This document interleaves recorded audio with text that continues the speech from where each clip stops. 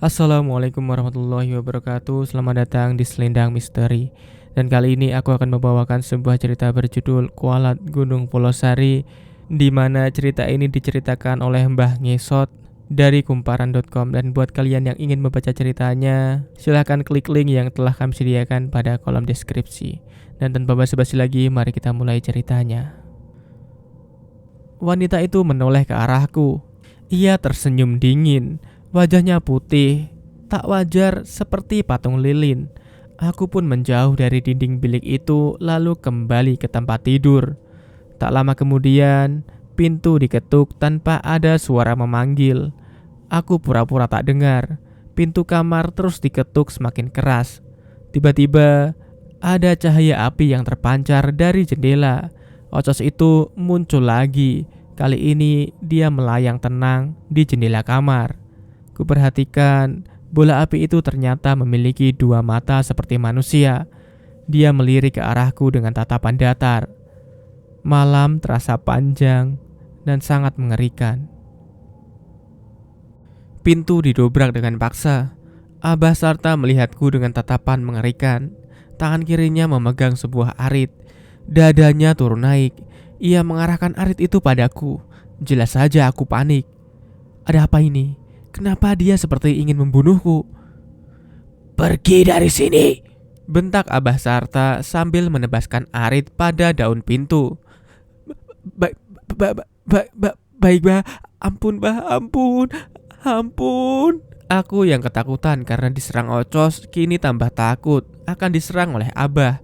Dengan cepat ku ambil tas ranselku dan juga senterku, mengenakan kembali sepatuku lalu pergi dari rumah itu. Langit masih sangat gelap.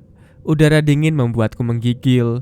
Di langit, bola api masih melayang mengikutiku. Aku lari sekuat tenaga demi menjauh dari Abah Sarta yang marah dan hendak membunuhku. Di tengah jalan, seseorang menghentikanku. Itu Nenek Sapinah. Pegang ya, hati-hati, ujar Nenek Sapinah sambil memberiku keris kecil yang ukurannya hanya sejari telunjuk saja. Keris itu berwarna kuning, sepertinya dari emas atau tembaga. Aku pun tak tahu. Apa ini, Nek? Tanyaku. Belum sempat ia menjawab, Abah Sarta dari kejauhan meneriakiku agar segera pergi. Kubunuh kau. Cepat pergi dari sini, kata Abah mengancamku.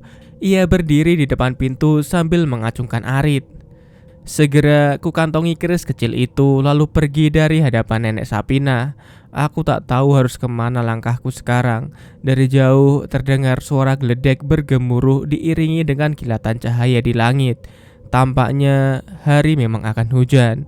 Aku semakin menjauh dari rumah Abah Sarta. Keris ini apa gunanya ya? Aku penasaran. Aku pun berhenti di bawah batang pohon besar. Ku perhatikan keris pemberian Nenek Sapinah itu dengan teliti. Kerisnya sangat unik. Ada ukiran bertuliskan bahasa Arab di permukaan keris itu. Aku tak bisa membacanya dan aku tak mengerti apa maksudnya.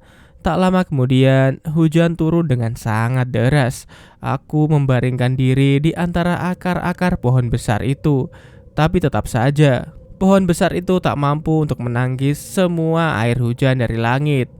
Tubuhku pun tetap basah kuyup.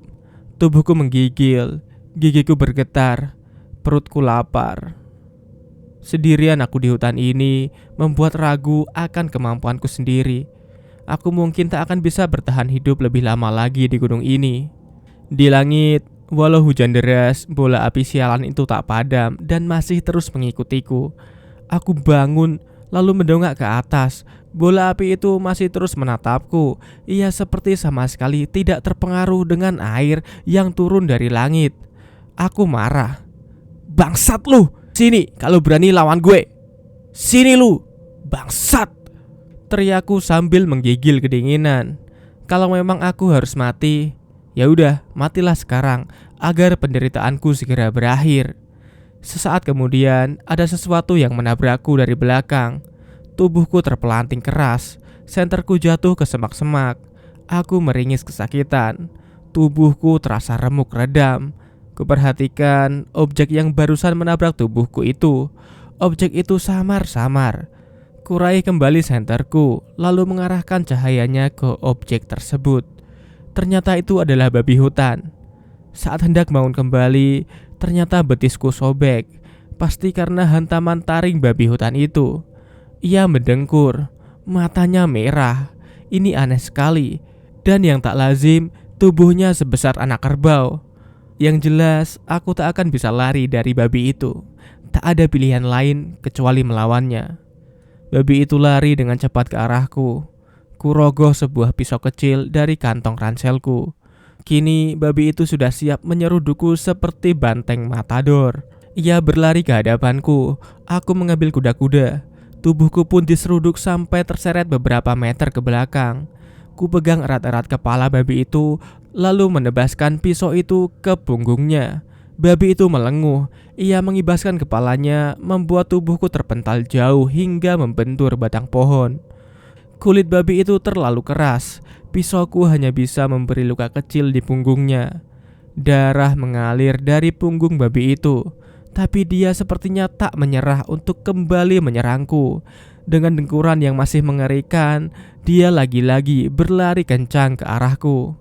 Aku melompat dan berhasil menangkap tubuhnya. Babi itu mengamuk. Ia lari ke sembarang arah, sedangkan aku berpegangan erat di atas punggungnya. Kutusuk punggungnya berkali-kali dengan pisau, tapi pisauku malah patah. Tanganku refleks merogoh keris kecil di dalam kantong celana. Maksudku, ingin kutusukkan keris itu ke mata si babi agar dia segera tewas. Ajaibnya, baru saja kuarahkan keris itu ke kepala si babi, tiba-tiba tubuhku terpental. Babi itu juga tersungkur ke semak-semak. Ia mati begitu saja. Nafasku terengah-engah. Aku menoleh ke kanan dan ke kiri. Di antara derasnya tetesan hujan, ada seseorang wanita berpakaian seperti putri kerajaan berdiri di depan sebuah pohon besar. Aku masih ingat wajahnya. Dia wanita yang berbicara dengan Abah Sarta di rumah gubuk di tengah hutan yang kutinggali waktu itu. "Apa maumu, ha? Apa?" kataku berteriak. "Bangsat kau, keluarkan segera aku dari gunung ini. Cepat!" kataku berusaha dengan keras untuk menghilangkan rasa takutku dan mengeluarkan seluruh kemarahanku. Dengan sisa tenaga yang ada, aku lari ke arah wanita itu, mencoba untuk menyerangnya dengan keris kecil pemberian nenek Sapina.